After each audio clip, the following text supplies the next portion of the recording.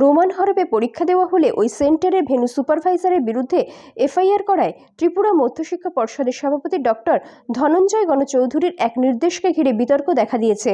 ওই বিতর্ককে কেন্দ্র করে শুক্রবার সাংবাদিক সম্মেলনে বিরোধী দলনেতা অনিমেষ দেববর্মা পর্ষদ সভাপতিকে তির্যক ভাষায় আক্রমণ জানিয়েছেন। এই দিন তিনি বলেন, সিবিএসসির গাইডলাইন অনুযায়ী ত্রিপুরায় ককবরক দ্বিতীয় সরকারি ভাষা এবং টিবিএসসিতে এই বিষয়কে নিয়ে লেখাপড়া করতে হবে। তাহলে কিভাবে ত্রিপুরা মধ্যশিক্ষা পর্ষদের সভাপতি এই নির্দেশ দিয়েছেন? পাশাপাশি এই দিন তিনি ত্রিপুরা মধ্যশিক্ষা পর্ষদের সভাপতিকে প্রশ্ন করেন, কোন ধারা অনুযায়ী সেন্টারের ভেন্যু সুপারভাইজারের বিরুদ্ধে এফআইআর করা হলো?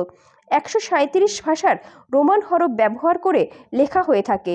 তার মধ্যে অন্যতম হল ইংরেজি, ফ্রেঞ্চ, জার্মান ও স্প্যানিশ সহ একাধিক ভাষা রোমান হরফে ব্যবহার করে লেখা হয়ে থাকে বলে দাবি করেন তিনি।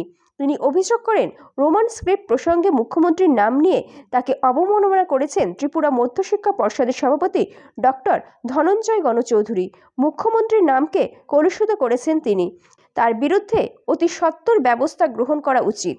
Now I am questioning doctor গণচৌধুরীকে আমি প্রশ্ন করছি যে কোন নিয়ম অনুযায়ী, কোন ধারা অনুযায়ী উনি ইনভিজিলেটরদের বিরুদ্ধে এফআইআর করবেন যদি কেউ রোমান স্ক্রিপ্টে ককবরক লিখে থাকে।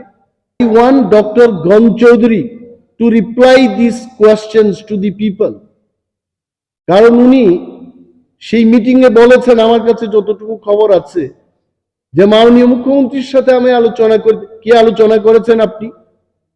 যেখানে মুখ্যমন্ত্রী নিজেই বলছেন যে রাজ্যে কোনো স্ক্রিপ্টের কোনো পলিসি নেই। What policy honourable CM has told you?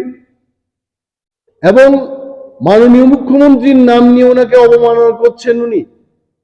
আমি মাননীয় মুখ্যমন্ত্রীর দৃষ্টি আকর্ষণ করে বলবো, একজন টিবিএসসির সভাপতি মুখ্যমন্ত্রীর উপরে নয় উনি, এবং মুখ্যমন্ত্রীর নামটাকে কলুষিত করেছেন উনি। ওনার বিরুদ্ধে ব্যবস্থা গ্রহণ করা উচিত।